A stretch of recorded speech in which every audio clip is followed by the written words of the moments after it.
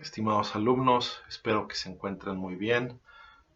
Vamos a continuar en este video haciendo una revisión del planteamiento de Hans-Georg Gadamer, este importante filósofo alemán que se considera como el representante más insigne del siglo XX del pensamiento hermenéutico, cuya obra Verdad y Método constituye pues una especie de hito o paradigma para este modo específico de racionalidad y este modo específico de hacer filosofía. Voy a retomar algunas tesis del anterior video y también algunas tesis generales que hemos venido presentando a lo largo del curso para poder justamente dar un margen adecuado al planteamiento de este autor. Como yo les decía, lo que encontramos en Gadamer es justamente una filosofía hermenéutica, ¿no? Es decir, poniendo como un problema central de la situación humana, de la condición humana, de nuestra existencia, la comprensión o el entender cosas, entender teorías, entender modos de vida, entender textos, etcétera. Esto de una forma muy ampliada, ¿no? Muy radicalizada. La hermenéutica, anteriormente, lo que habíamos dicho, bueno, pues teníamos un ars interpretandi específica en la teología, en la literatura, en el derecho, modos o técnicas de comprensión muy específicas, cosa que en ningún sentido pierde una validez o pierde un fundamento, una razón de ser en Gadamer, perdón.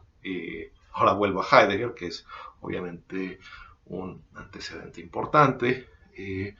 Lo que les decía es, todas estas hermenéuticas particulares que se van desenvolviendo, desarrollando a lo largo de la historia, que van estableciendo sus propios criterios, son rescatadas, admiradas, bien ponderadas por Gadamer. Lo que él quiere hacer es mostrar la radicalidad de el problema de fondo, la cuestión de fondo.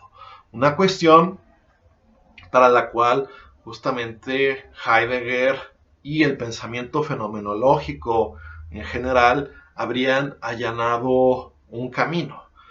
¿Cuál es el camino? El camino de tratar justamente de retratar o de capturar la complejidad de la vida humana, ¿no?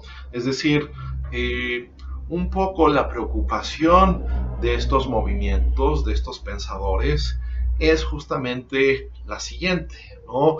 Las ciencias naturales, las ciencias positivas, parecen tener un monopolio absoluto de la verdad, ¿no? Un monopolio absoluto de explicación, de elucidación, de tratar de manifestar que tal o cual cosa es el caso, de forma tal que nosotros casi somos muy proclives, ¿no? A decir siempre, bueno, pues veamos qué es lo que dice la ciencia, ¿no? Que por supuesto, la ciencia tiene un papel fundamental, definitorio, clave en nuestras vidas. En muy buena medida, varios avances de la humanidad se dan de la mano de avances científicos y también de avances técnicos, de avances tecnológicos. Sin embargo, esa especie de progreso que puede ser más tangible en ese ámbito da pie muy fácilmente a la ilusión de lo que todo lo que se diga en dicho ámbito, en dicha perspectiva, en dicha visión, sea una especie de criterio absoluto de verdad. Cuando en realidad hay ámbitos de verdad, si se quiere ver, mucho más originarios que los de una metodología rígida y estricta que prescribe A, B, C, D, E, F, etc., ¿no? Los pasos que en cuestión estén siendo aludidos o estén siendo rescatados.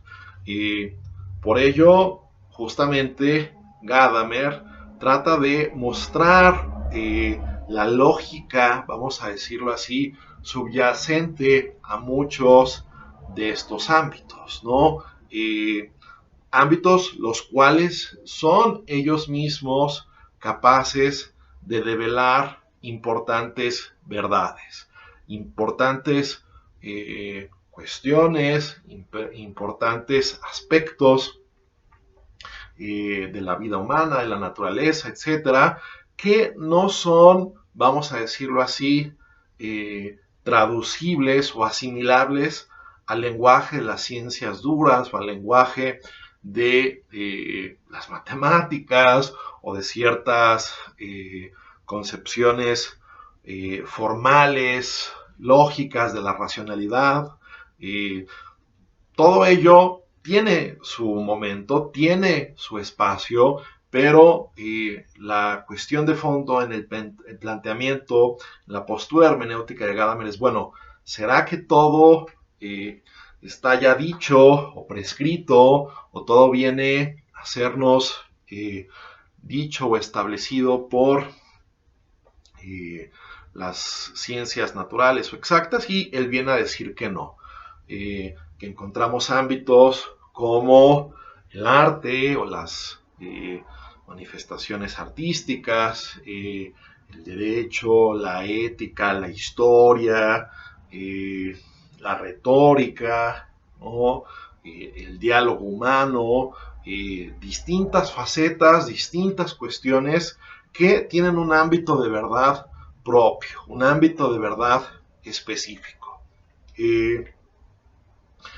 Eso lo estuvimos caracterizando la sesión anterior muy de la mano de lo que Gadamer tiene que decir acerca de el arte y su comprensión, ¿no? Particularmente quizás la comprensión literaria o la comprensión filológica fue la que más nos ocupó en dicha sesión. Seguramente volverá a salir un poco más adelante.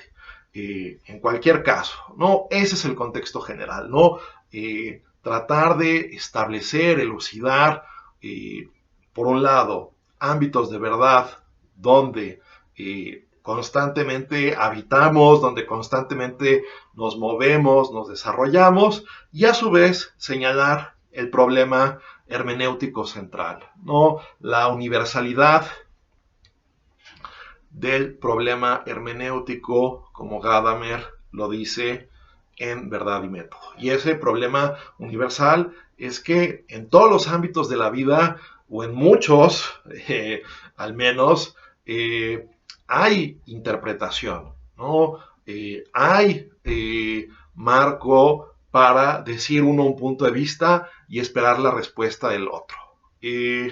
Gadamer va a considerar su propia hermenéutica como una hermenéutica del diálogo, ¿no? Como una hermenéutica de pregunta y respuesta. No es una hermenéutica que se sigue o que se rige, mejor dicho, una hermenéutica que se rige o se pliega a una lógica de la pregunta y la respuesta, tal como los diálogos platónicos, es decir, esta noción del comprender, del Verstehen, que Heidegger ya había introducido en Ser y Tiempo como algo fundamental, como algo decisivo, Gadamer la retoma.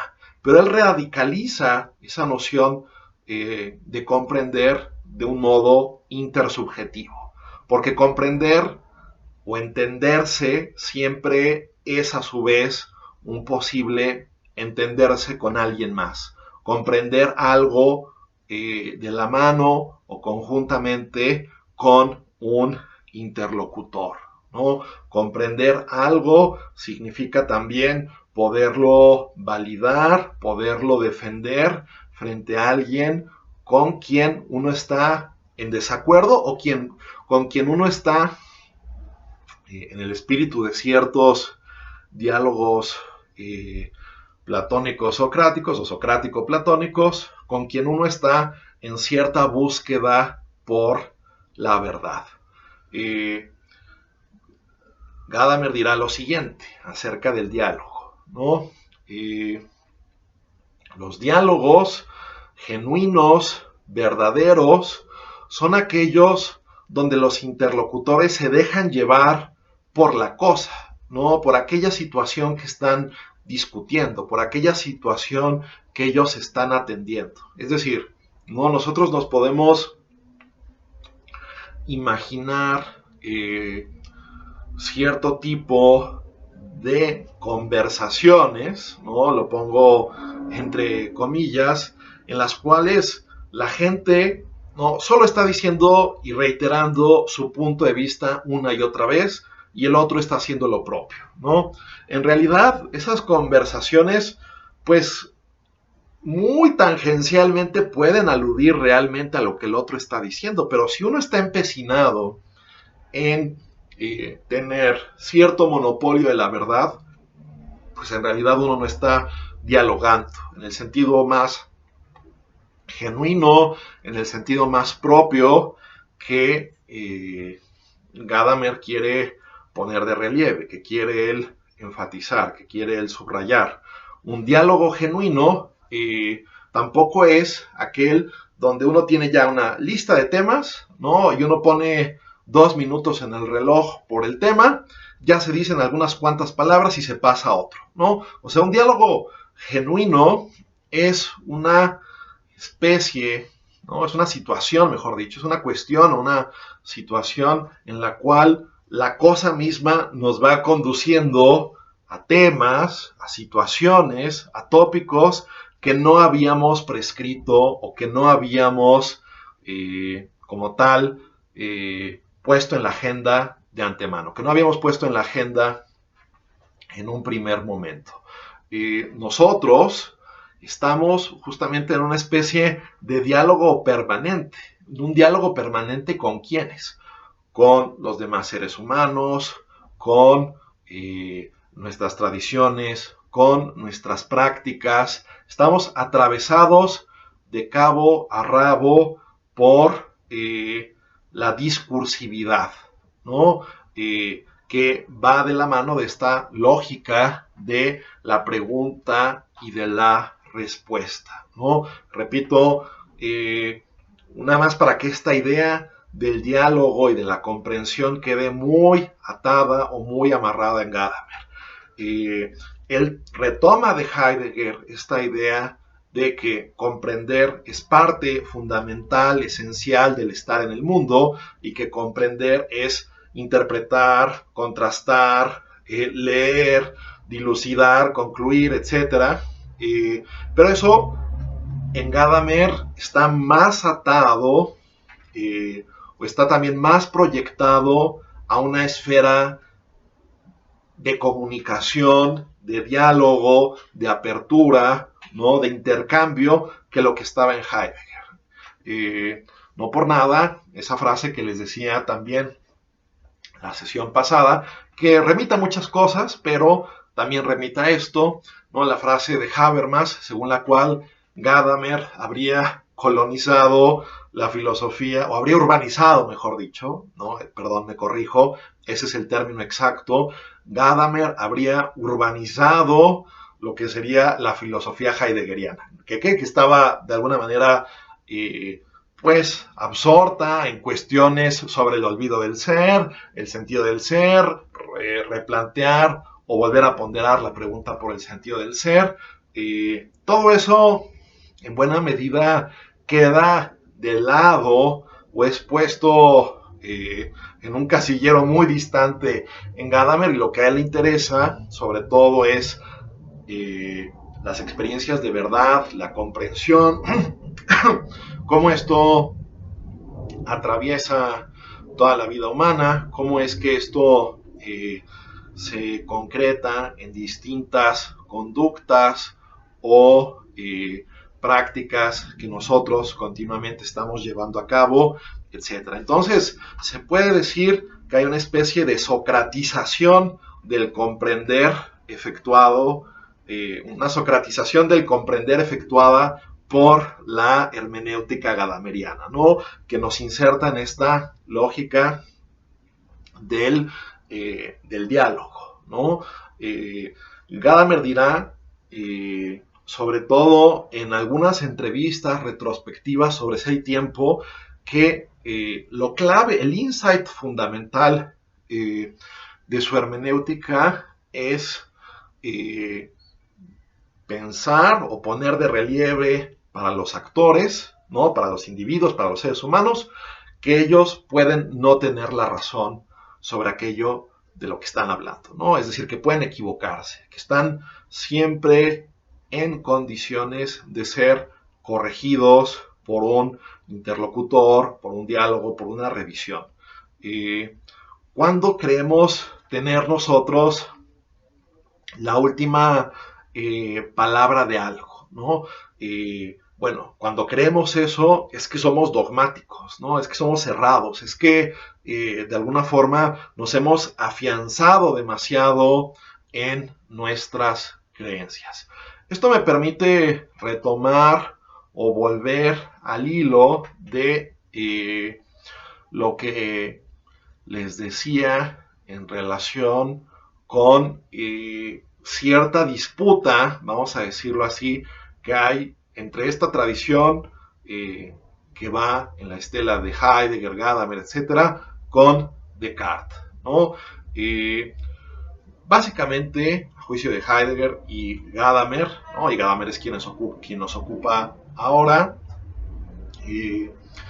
la modernidad parte en buena medida de ideales incumplibles, de ideales irrealizables, de pensar, por ejemplo, que en algún momento vamos a tener, como decía Descartes, ¿no? Un fundamentum inconcusum veritatis, ¿no? Así como que una especie de fundamento inagitable, ¿no? Irremovible acerca de la verdad, ¿no? A partir, por ejemplo, de la certeza del cogito ergo sum, o de las reglas de la dirección del espíritu, o las reglas del discurso del método, como fuere. Más bien, nunca tenemos ese grado de autotransparencia, nunca estamos en una situación en la cual podamos justamente decir, ya he sido absolutamente crítico respecto de mí mismo, respecto de todas mis creencias, ya estoy completamente empoderado de aquello que soy yo, ¿no? O sea, siempre hay la posibilidad del self-delusion, ¿no? En inglés, del Selbsttäuschung, en alemán, del autoengaño o el autoocultamiento. Entonces, Gadamer pues nos dice, bueno, las tradiciones, ¿no? Culturales, sociales, religiosas, ¿no? Las filosóficas, pues nos abren un frente, un panorama, son una especie de base,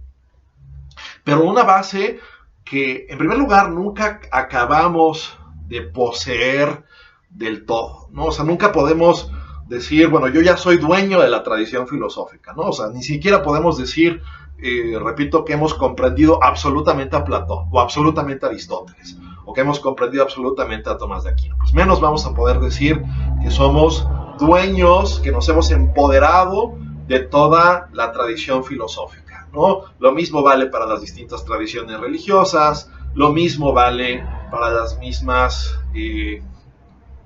tradiciones artísticas, culturales, ¿no? O sea, uno claramente las asimila, ¿no? Se deja permear por ellas, de modos muy específicos que eso arrojan o constituyen un tipo de identidad.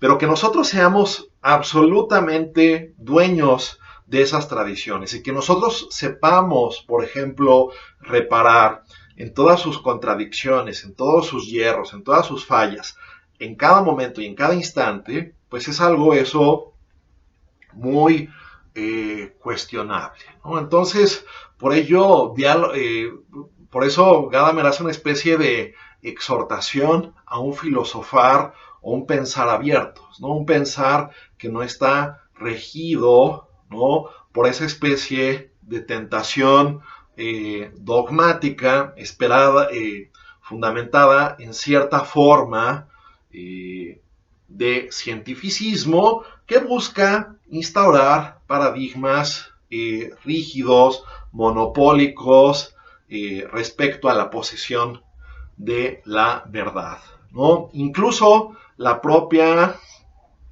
lingüisticidad, ¿no?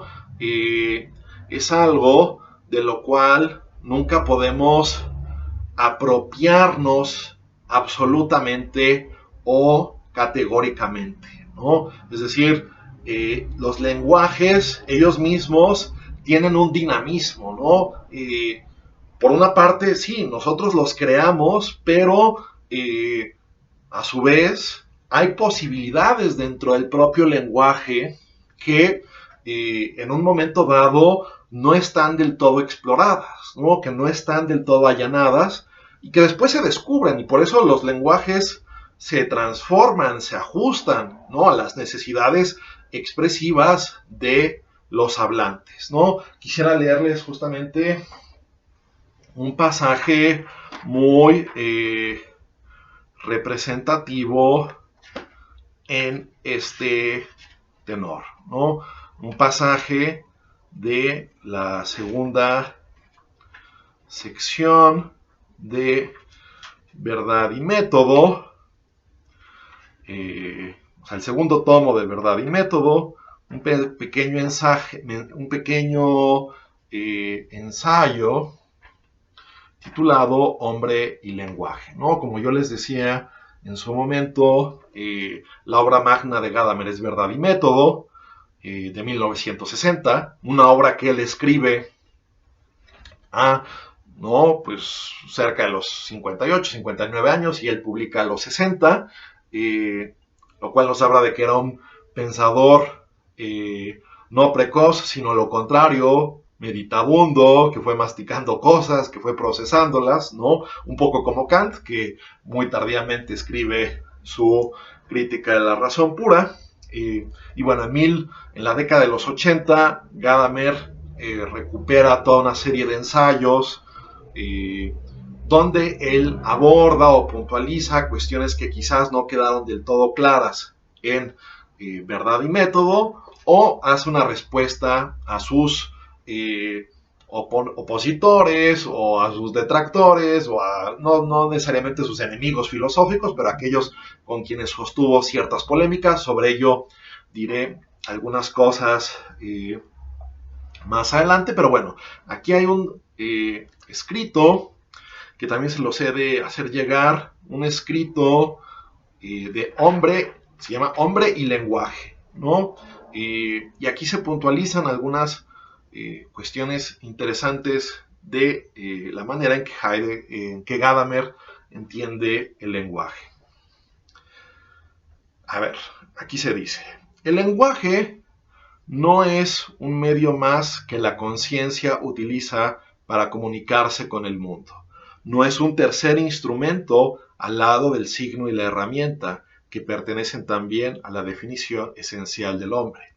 El lenguaje no es un medio ni una herramienta, porque la herramienta implica esencialmente que dominemos su uso, es decir, la tomemos en la mano y la dejemos una vez que ha ejecutado su servicio.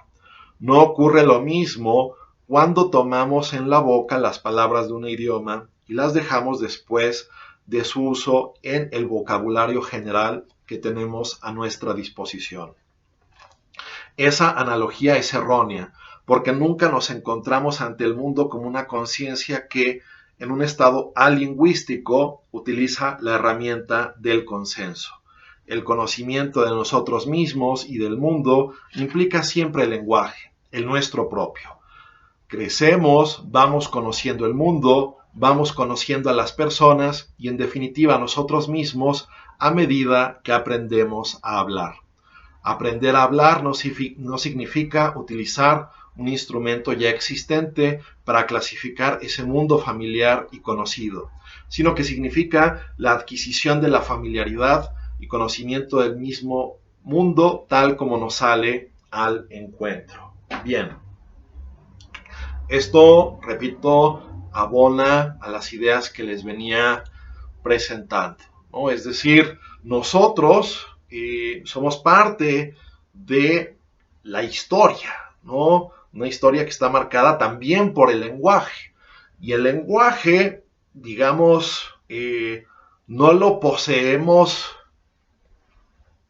del todo, ninguno de nosotros, incluso siendo nosotros hispanohablantes, ¿no? Es decir, piénsese, por ejemplo, el español, ¿no? Creo que da mucha materia de reflexión en este sentido que apunta Gadamer. ¿Quién puede decirse que sabe todas las palabras que existen en el español, ¿no? Y todas las inflexiones idiomáticas en todas las regiones donde se habla el español? O sea, es prácticamente imposible, ¿no? O sea, siendo ese el criterio, ¿no? Y un poco atendiendo, por ejemplo, esa lógica que luego viene en el currículum, así porcentaje en el cual usted domina una lengua, ¿no? O sea, yo me siento inclinado a veces a poner 30 o 40%, ¿no? Porque, repito, si una toma en cuenta, ¿no? Por ejemplo, ¿qué significa saber hablar español? Saber toda la historia de la lengua, cómo se modificaron y gestaron todas las palabras. Si eso es así, hay muy poca gente que sabe español en sentido estricto, ¿no? Después, ¿no? Todas las palabras en un uso técnico, ¿no? De todas las disciplinas, de todos los ámbitos del conocimiento. Yo no las conozco, ¿no? Quizás algunos de ustedes sí, ustedes podrán corregirme y decir, no, si hay alguien que sea un hablante perfecto del español. Y bueno, ya después, a su vez, los usos extendidos, ¿no? Desde el slang de Tepito, ¿no? Los usos más sublimes de Góngora y Quevedo, los usos más sofisticados y egregios, ¿no? De ciertos círculos académicos, ¿no? Comparar todas esas cuestiones es algo apasionante, pero es una tarea que nunca acaba, ¿no? En ese sentido, y siempre, y no es algo cerrado, ¿no? O sea, no es una cuestión que de suyo se encuentre clausurado, o sea, no es que pueda salir un señor mañana en el podio de la Real Academia y decir, bueno, nosotros, un grupo de colegiados, hemos definido o hemos decidido que a partir de mañana ya no va a haber palabras nuevas en el español, se acabaron completamente. Bueno,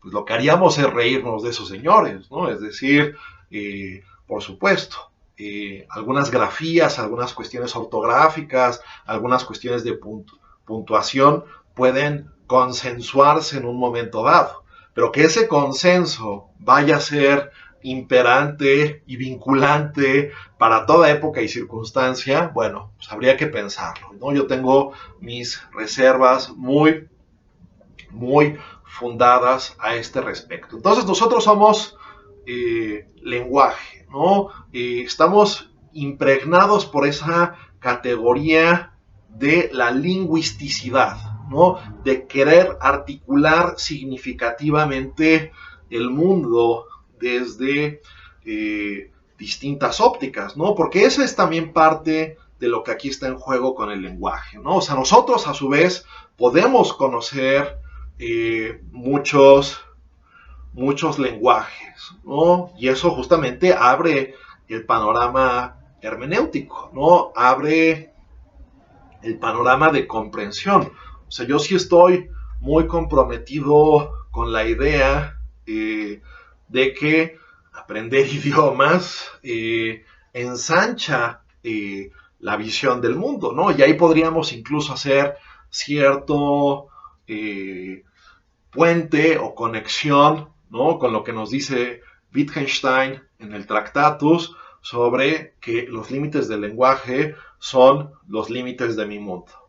O, bueno, esa tradición de Wittgenstein, ¿no? Que dice eso, se hunde realmente en el romanticismo alemán, ¿no? O sea, Goethe, Herder y sobre todo Wilhelm von Humboldt, ¿no?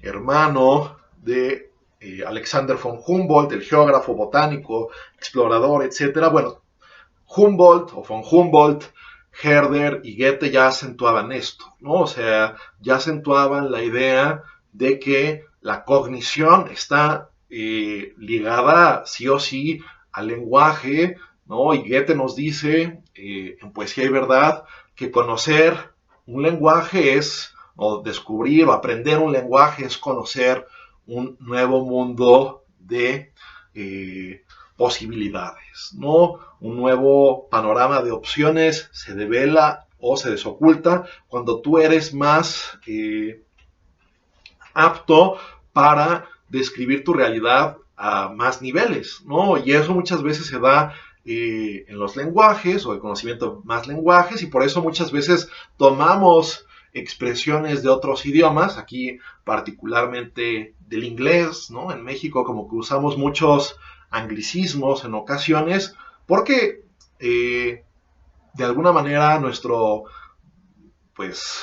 bagaje nos ayuda, ¿no? Nuestra conexión cultural con Estados Unidos, etcétera, nos hace muy familiares con ciertos usos lingüísticos de ellos, donde vemos ciertas situaciones prístinamente reflejadas o retratadas con expresiones que ellos han acuñado, ¿no? Gente que se queja de que no debes nunca usar como palabras en otros idiomas para explicar algo. No, yo pienso un poco de la mano de Gadamer, que es al revés, ¿no? Entre más, de alguna forma, herramientas, bueno, Gadamer nos dice que no es una herramienta propiamente, pero ustedes comprenderán la impropiedad de este discurso. Entre más elementos o de más recursos puedas echar mano para describir, retratar, entenderte con un asunto mediante palabras, bueno, pues en mayores condiciones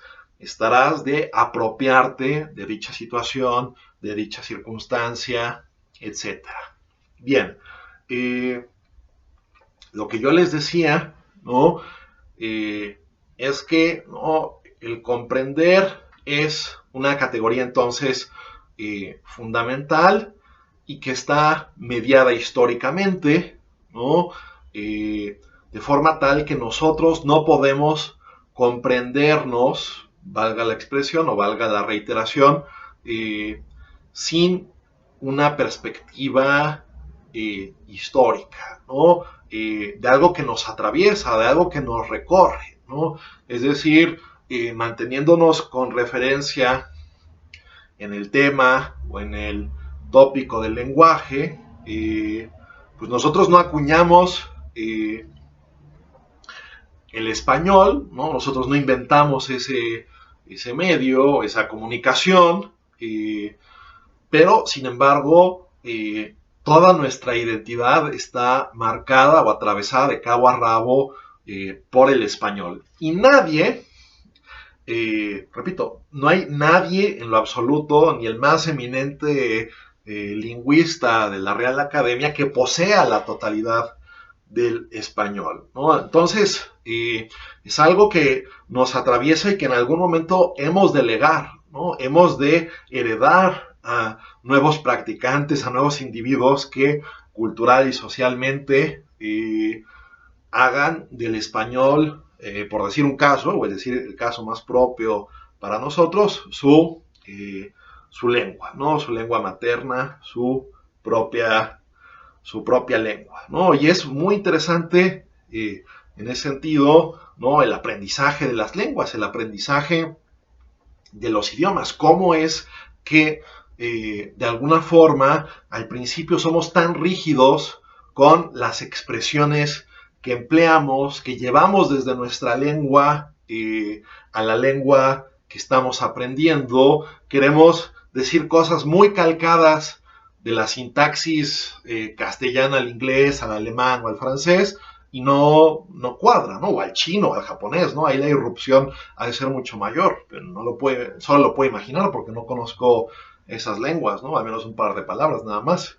Eh, pero, ¿qué es lo que pasa? Cuando te apropias tú de una lengua, ya te sientes en casa en ella, ¿no? No te pones nervioso, incluso disfrutas, ¿no? Lees cosas, ves películas, oyes música, te vas empapando y empapando, al punto que eso ya empieza a formar parte de ti, ya no es algo lejano, ya no es algo distinto, ¿no? Ya no es algo que solo compete a dichos hablantes, sino que uno ya se empieza a sentir o a concebir como formando parte de una comunidad, ¿no?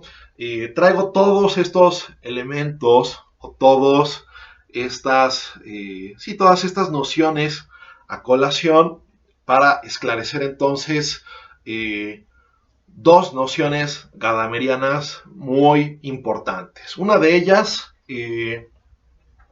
la noción entonces de conciencia, mejor, no, perdón, es la noción de historia de los efectos, ¿no? Historia efectual o historia de los efectos, que esto en alemán es Wirkungsgeschichte, ¿no? La historia efectual o historia de los efectos, que justamente lo que yo les decía, ¿no? Un poco la sesión pasada, aludiendo, por ejemplo, a esta aplicación que después tuvo la hermenéutica de Gadamer, en concreto a la crítica literaria, en esta corriente llamada la escuela de la recepción, ¿no? A ver, ¿qué es esto? O este concepto de historia efectual. Bueno, vamos a quizás imaginárnoslo un poco desde el siguiente punto de vista. En algún momento tuvo que haber alguien que empezara a balbucear el latín de una forma tan distinta que ya eso lo pudiéramos considerar prácticamente español. Bueno, se agota ahí el español, ya está el español acabado ahí, ¿no? O sea, incluso si en algún momento uno pudiera, que es dificilísimo, ¿no? O sea, que ahí siempre es cuestión muy divergente entre los lingüistas, de decir, no, este es el primer texto en español, ¿no? O este es como español arcaico, y este ya sería el español moderno, ¿no? O sea, seguramente hay controversias muy intrincadas en ese rubro, pero en cualquier caso. El español se agota ya con ese descubrimiento de ese primer hablante balbuceante de algo nuevo y distinto, pues no, o sea, el español es también el español de América, el español peninsular, de las distintas regiones de América también, el español así llamado culto, el español así llamado de a pie o de calle, coloquial,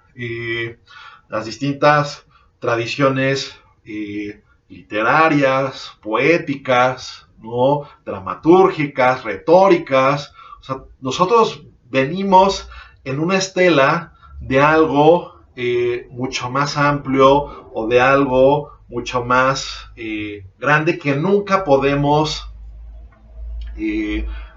articular o asir o apropiárnoslo del todo, ¿no? Sino que siempre hay esa tensión, ¿no? Por ejemplo, también entre, o recuperando un poco esas nociones hermenéuticas que nosotros habíamos dicho de un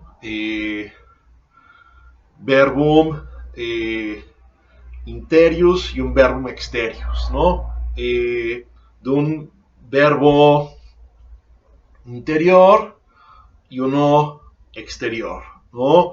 Que de alguna forma nuestro lenguaje o lo que tenemos dentro, pues de alguna forma a veces se ajusta o no tanto a lo que queremos realmente decir, ¿no? Es decir, una cosa es también como lo decíamos, el actus signatus, ¿no? O sea, tal como comprendimos y reflexionamos algo, y otra cosa, el actus exercitus, ¿no?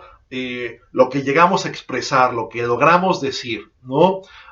Muchas veces nos quedamos también muy cortos realmente respecto a lo que quisimos decir, ¿no? O sea, uno, por ejemplo, repasa ciertas exposiciones o ciertas presentaciones que uno hizo, o incluso algo que le dijo uno a un amigo, y dice, chino, o sea, yo lo que realmente quise decir era esto, no se lo pude transmitir, no se lo pude comunicar de una forma tan, pues, precisa o atinada o afinada a lo que yo quería decir, pero de alguna forma esto pasa, ¿no? Esto sucede, somos participantes o usuarios, si se quiere usar como la metáfora digital o cibernética, de una totalidad de sentido que siempre está elaborándose, ¿no? Que siempre está haciéndose, que siempre está en marcha.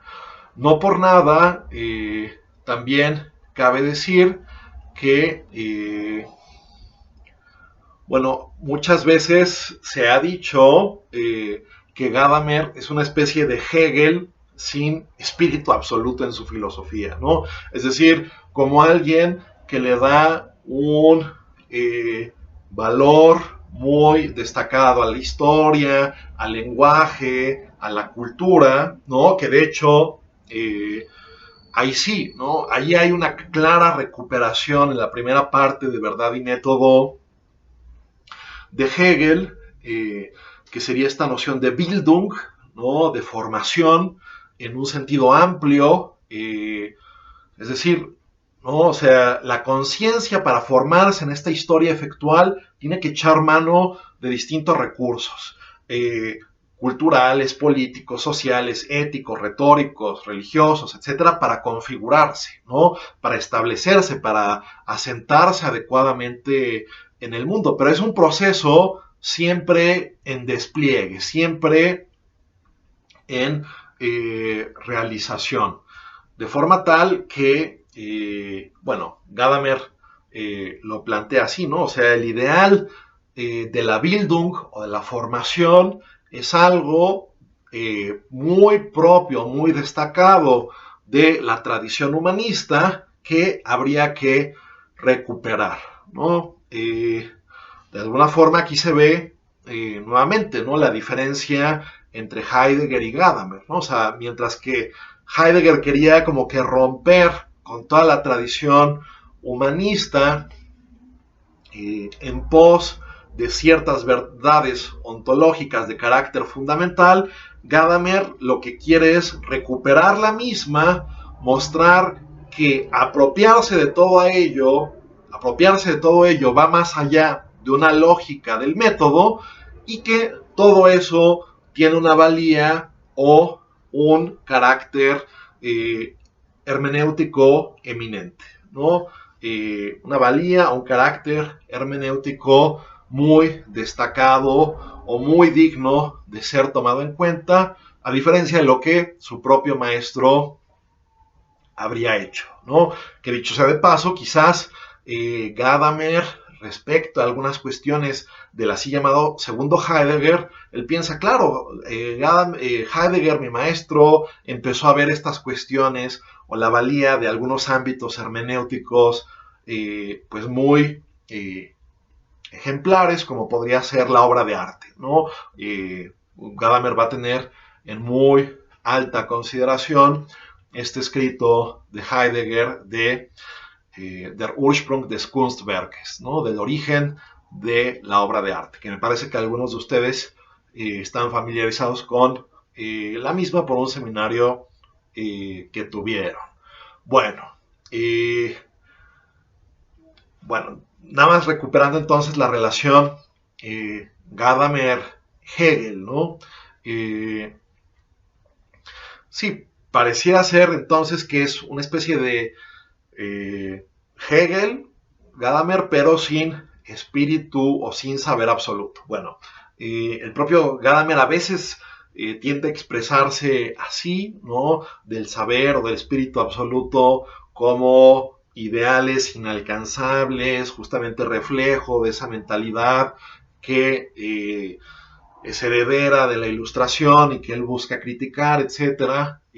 Bueno, yo pienso que Gadamer no interpreta adecuadamente o no le da su valor puntual a lo que significaría el saber o el espíritu absoluto en Hegel, ¿no? Pero esa es harina de otro costal y quizás justamente lo podamos dialogar más adelante, ¿no? Lo podamos justamente ver cuando atendamos algunas de sus dudas, sus preguntas. En cualquier caso, me remonto un poco al hilo para que no se pierda lo que hemos venido diciendo. Queríamos subrayar la importancia de la comprensión de las humanidades para Gadamer, de la historia, del lenguaje, de cierto tipo de verdad más amplia en la cual siempre nos estamos moviendo, ¿no? Una concepción aletheológica como desocultamiento, como desvelamiento, que es heredera de Heidegger.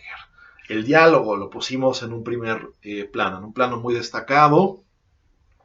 Y la comprensión, y aquí voy a tratar justamente de articular otra noción, otra especie, sí, de, vamos a decirlo así, punto importante de la filosofía gadameriana, que sería la metáfora, ¿no? Del horizonte de comprensión, ¿no? Y de la fusión de horizontes. ¿Qué quiere decir esto? Si retomamos un poco lo que les estaba diciendo acerca del diálogo, ¿no? Como este continuo vaivén de ir en pos de la verdad, como en los diálogos, sí, ¿no? Donde Sócrates está interpelando a distintas figuras, etcétera, y ellos están también movidos por un afán de verdad. Lo que dice Gadamer es que cuando de alguna forma se da la comprensión entre los hablantes, hay una especie de fusión de horizontes, ¿no? Cuando cada uno desde su perspectiva va entendiendo, interpretando lo que dice el otro y logran ver la cosa desde un punto de vista común, ahí se da una especie de fusión de horizontes, ¿no? En alemán Gadamer le pone algo así como Horizontenverschmelzung, ¿no? La fusión de horizontes.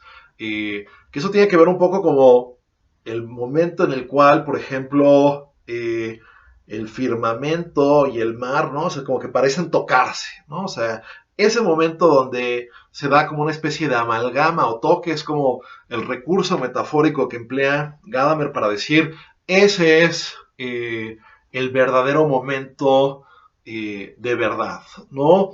Que tiene que ver con una visión amplia, extendida, ¿no? No con una sentencia, no con una especie de, vamos a decirlo así, prescripción de, bueno, esta es la conclusión definitiva de esta conversación y punto final, ¿no? Sino que tiene que ver con comprender el horizonte, las razones, lo que el otro dice en relación con una cosa, ¿no? En relación con un tema. El tema o el objeto es lo que guía la comprensión tal como Gadamer la entiende, ¿no? O sea, como Gadamer la tematiza. Es decir, nosotros decíamos que para Gadamer la hermenéutica romántica parte de una especie de presupuesto como que no acaba de aterrizar nunca, ¿no? O sea, porque esta idea de buscar la mentalidad, la intención del autor, entender su psicología, pues eso puede de alguna forma ser una especie de tarea, pero no es lo determinante en una comprensión, ¿no? Es decir, o en una interpretación bien lograda. Cuando nosotros queremos estudiar por ejemplo, a Shakespeare o Homero, ¿no? Autores por lo demás, de los que tenemos muy pocos datos biográficos, ¿no? Pues poco estamos interesados. Bueno, pero ¿qué pensó en ese momento, ¿no?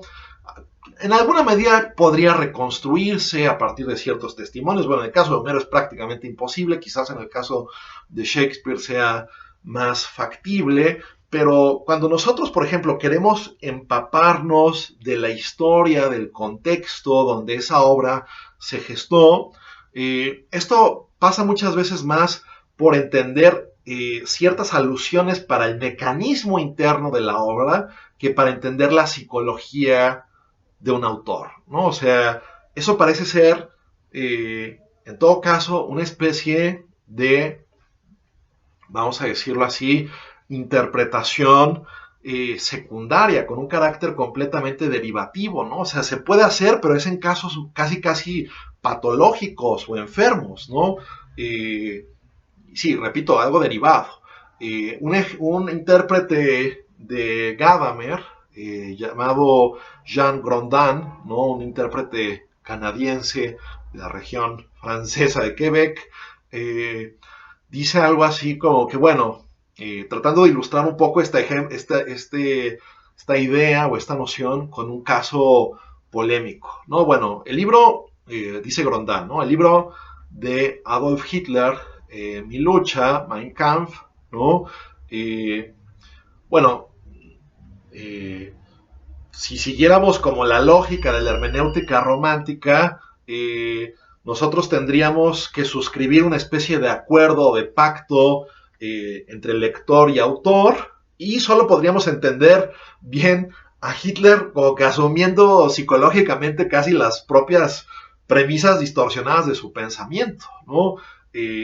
Más bien, si queremos ahondar en su pensamiento es para decir, bueno, es que esto es algo loco, irresponsable, nefasto, funesto.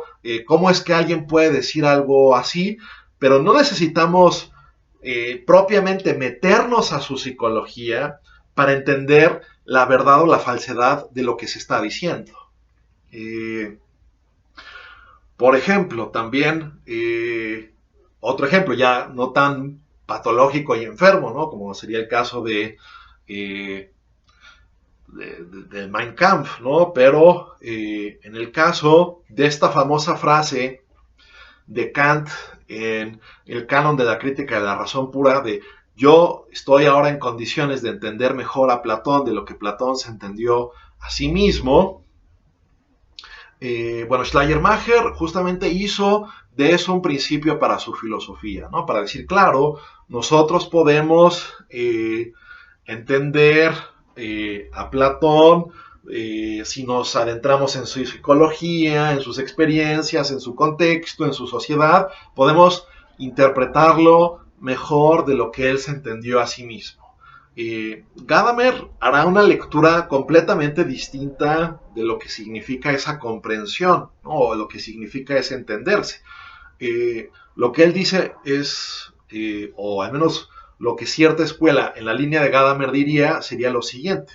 O sea, no es tanto que Kant está diciendo que él puede entender mejor la propia psicología de Platón que lo que el propio Platón podía entenderse, sino más bien ese tema o ese objeto del conocimiento que serían las ideas, reubicándolos adecuadamente en un sistema filosófico en principio más robusto, se le podría asignar a eso su justo valor de verdad. Es decir, leído esto desde una óptica distinta, Kant no estaría diciendo, desde una óptica gadameriana, no estaría diciendo que uno puede entender mejor la psicología, las emociones, las experiencias de vida que condujeron a Platón a escribir la obra que él escribió mejor de lo que él mismo pudo conocer esto.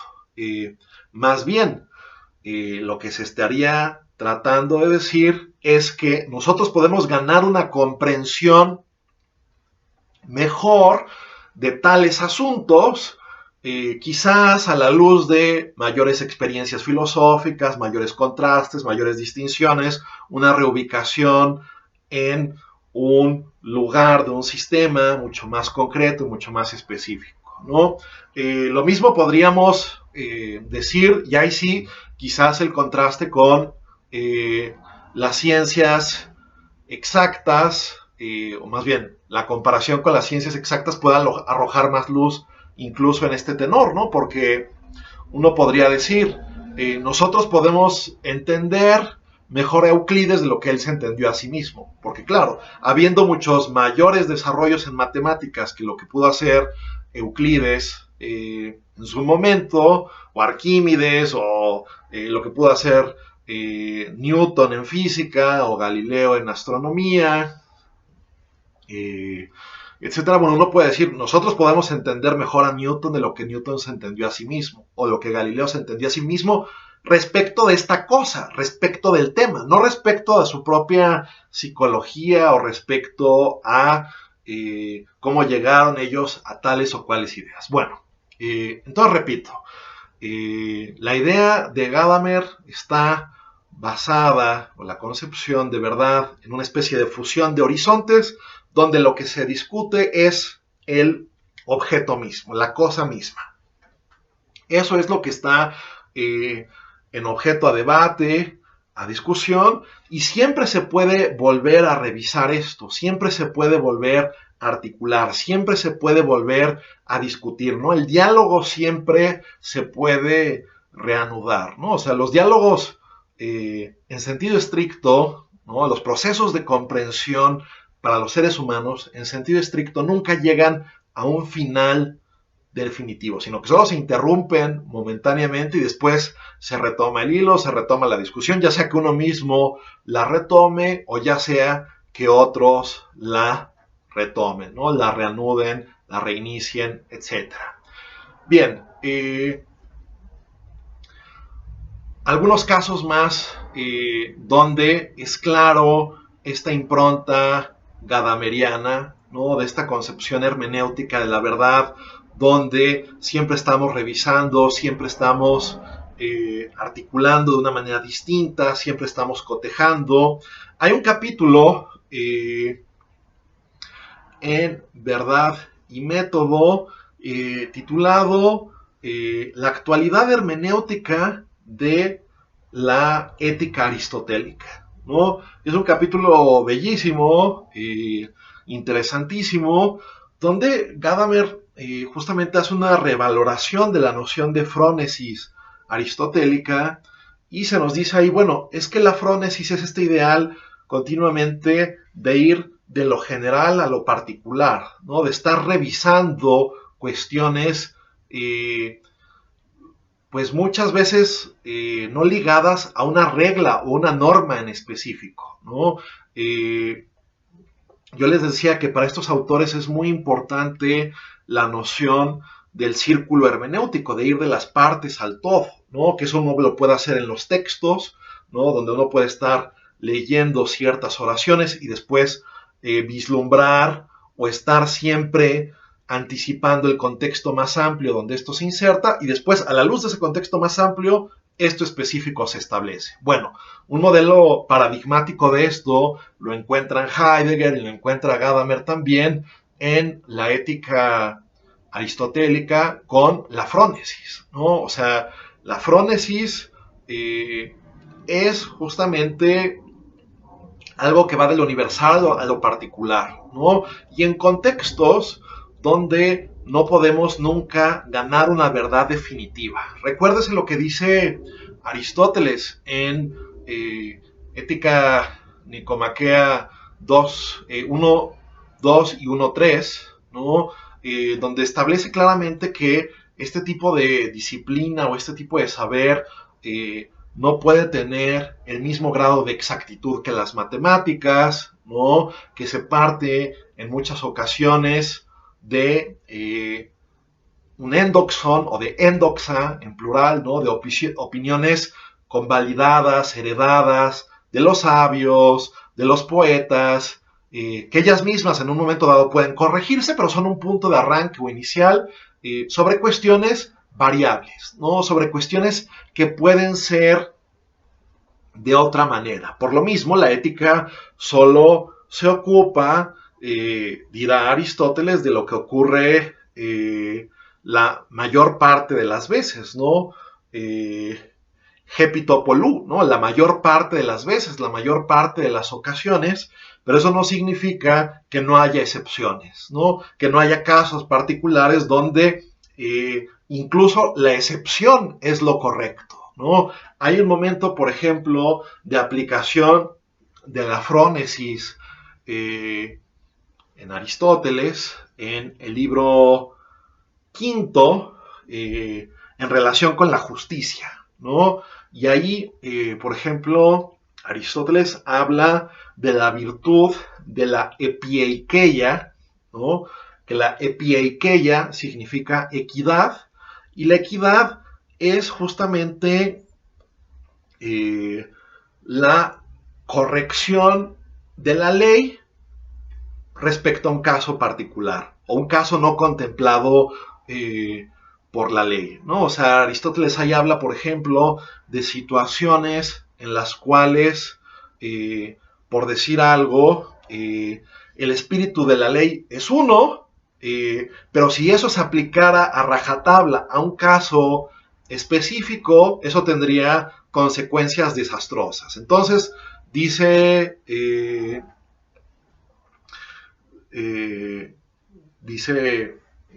dice Gadamer, siguiendo a Aristóteles, ¿no? Ahí, por ejemplo, el juez lo que tendría que hacer es corregir la ley, tal como si el legislador estuviera ahí, ¿no? O sea, tal como si el nomocetes, el legislador, estuviera ahí para enmendarla y corregirla, ponerle una adenda, ¿no? Un adendum, que es como un añadido, y decir, no, bueno, salvo si esto se presenta en estas excepciones, la ley se aplicará en su sentido directamente opuesto, ¿no? O en la dirección exactamente opuesta. Bueno, ese tipo de valoraciones escapan a las reglas, ¿no? Para decirlo de un modo muy ilustrativo, ¿no? Para decirlo de un modo muy gráfico. No puede haber reglas para aplicar reglas y que este proceso se vaya al infinito, ¿no? Uno tiene que hacerse cierta visión general de las cosas y en vistas de ello aplicar ciertos principios que ellos mismos en algún momento dado puedan corregirse, puntualizarse, etc., ¿no? Ahí cabría decir que, por ejemplo, Gadamer ahí fue un poco injusto en Verdad y Método en 1960, ya después fue afinando algunas cuestiones sobre Kant en este sentido, porque Kant claramente también tiene ese modelo en su filosofía, ¿no? Con la llamada Urteilskraft, la facultad de juzgar, tratada precisamente en la tercera crítica, en la crítica de la facultad de juzgar, donde continuamente Kant está poniendo cuestiones sobre las cuales hay que hacer juicios particulares, ¿no? Que después nos van a devolver a totalidades más amplias. Bueno, la crítica del juicio atiende temáticas estéticas y temáticas de la ciencia o la filosofía natural, de la biología. Sin embargo, la Urteilskraft está presente operativamente en distintos ámbitos de su filosofía, en la filosofía teórica, en la filosofía jurídica, en la filosofía ética y moral, ni se diga. Hay muchas cosas donde Kant justamente nos dice que vamos también podemos atender casos particulares y en función de ello no revalorar o tratar justamente de interpretar cómo las máximas se pondrían en concordancia con el imperativo categórico, ¿no? Pero en un proceso en todo caso reflexivo. Bien, Gadamer, repito, hace una revaloración de todos estos ámbitos de la vida, ¿no? La ética, las leyes, ¿no? La jurisprudencia, que precisamente llevaba ese nombre en antaño, ¿no? Y que, ¿no? Paradójicamente, y de eso habla Gadamer muy específicamente en Verdad y Método, se pasó de un paradigma de jurisprudencia donde había unos cánones generales que daban una orientación y uno iba justamente llevando eso a cierta experiencia con los juicios específicos, ¿no? En los juzgados, y esto iba sentando precedentes y había que conocer esos precedentes y moverse con eso.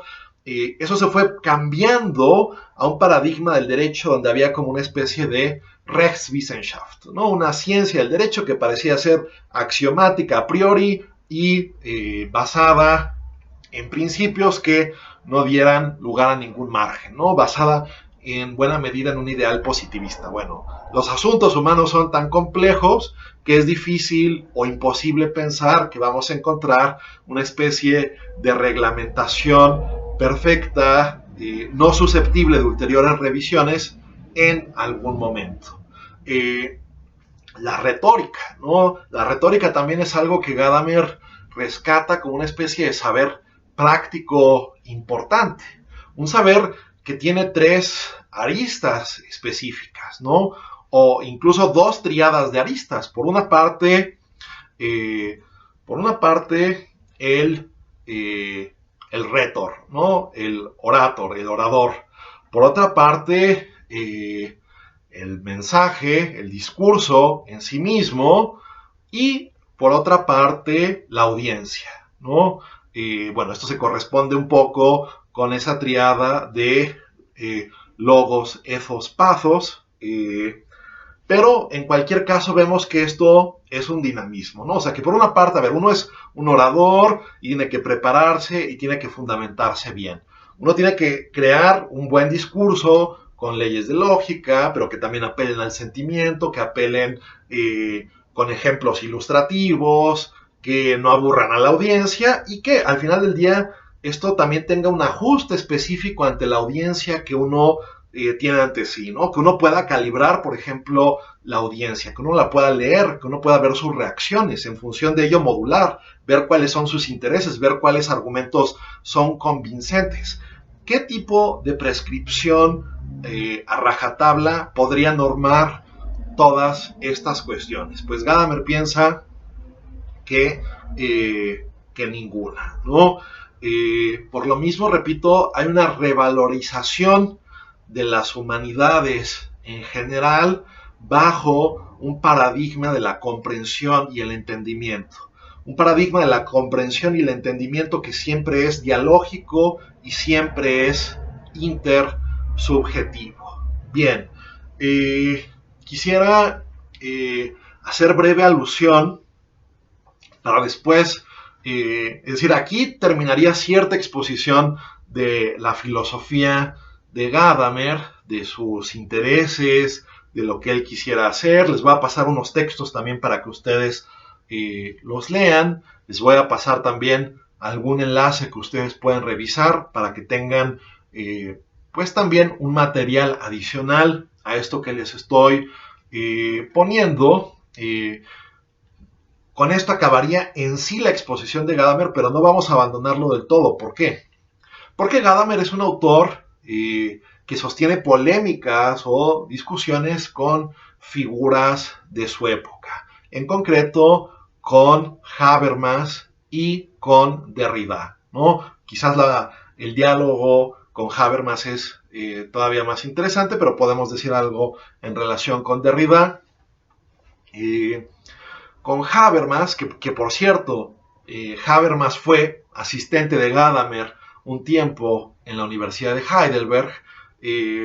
Bueno, Habermas, él va a asumir el planteamiento hermenéutico, ¿no? O sea, va justamente a recuperar todo esto de, bueno, la tradición fenomenológica hermenéutica de poner en un primer lugar el mundo de la vida, el mundo de la comprensión, que busca el entendimiento con los demás seres humanos, etc. Sin embargo, Habermas, en un intercambio que tuvo con Gadamer, le reprocha a Gadamer que es muy conservador o tradicionalista, ¿no? Es decir, con todo este énfasis o recuperación de la tradición, de los prejuicios, de la historia, una historia de la cual nunca podemos apoderarnos completamente, etc. Bueno, Habermas dirá, bueno, ¿qué pasa con tradiciones que están de alguna forma ya viciadas de antemano, ¿no? Que tienen ciertas prácticas discursivas violentas o incluso ciertas prácticas de poder ya físicamente agresivas, ¿no? ¿Qué pasa con ellas? ¿Dónde las criticamos si ese es el contexto desde el cual partimos? Tiene que haber una normatividad ética fuerte, robusta, más de inspiración kantiana, que la que Gadamer rescata, ¿no? Entonces, por ello, Habermas hace esta propuesta, ¿no?, de la teoría de la acción comunicativa, que busca sentar ciertas bases cuasi trascendentales a partir de las cuales se puede juzgar si un discurso busca el entendimiento o si busca más bien autoritariamente hacer valer una tesis como adecuada o como conveniente, ¿no? Es decir, Habermas, como alguien también inspirado o en la estela de la Escuela de Frankfurt, quiere buscar las herramientas de la emancipación, ¿no? Las herramientas de quitarnos el yugo y quitarnos las cadenas, ¿no? Justamente de revisar todo tipo de prácticas que pudieran ser nocivas. Y si hacemos este énfasis tan grande en la tradición, en la historicidad, en el lenguaje, en lo que hemos heredado, etcétera, pues ¿cuál es el punto de contraste? ¿Cuál es el punto con el cual nosotros podemos salir del error, ¿no? Bueno, esa acusación de tradicionalismo, a mi entender, es un poco injusta por parte de Habermas, ¿no? O sea, en ese debate, aunque los dos me simpatizan y aunque los dos me parecen excelentes autores, me parece un poco injusta esa acusación por parte de Habermas. Pero iremos viendo eso e iremos reconstruyendo ese debate con mayor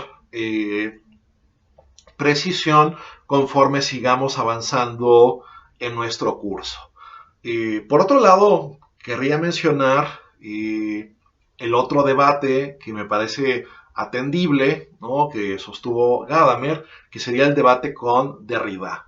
Y ahí básicamente tenemos justamente dos opciones muy interesantes de una hermenéutica, ¿no? Una hermenéutica que apuesta al sentido, a la comprensión, y otra que apuesta a la ambigüedad, a el error, a justamente a los juegos o retuécanos del lenguaje, ¿no?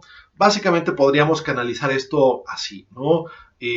Mientras que Gadamer habla de que si bien no hay una única interpretación en muchos sentidos que sea absolutamente la correcta, sí hay interpretaciones mejores que otras, ¿no? En Derrida parece todo quedarse en el juego del diccionario, ¿no? De palabras que remiten unas a otras, pero que nunca tienen como tal un referente, ¿no?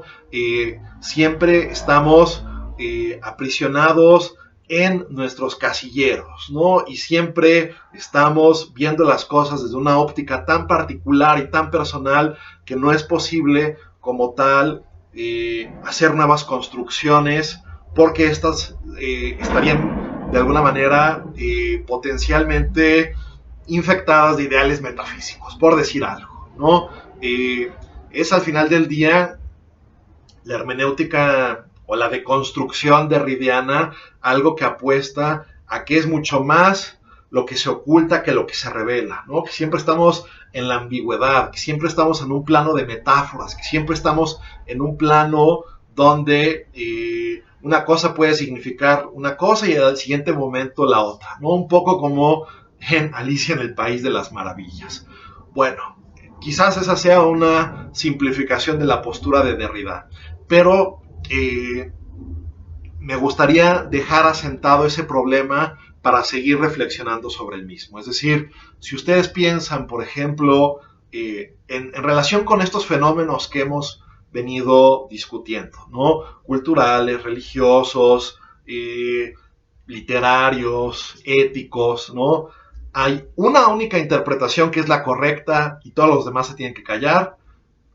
Hay unas mejores que otras, o todas dan lo mismo y cada quien se entiende como puede y bajo los criterios que tiene disponibles, ¿no? Esas opciones son las que me interesaría que reparáramos, ¿no? Para seguir meditando y seguir elucidando las posibilidades o los alcances de la comprensión y del entendimiento. Bueno, hasta aquí la exposición de Gadamer. Seguiremos revisando a otros autores en lo subsecuente de nuestro curso.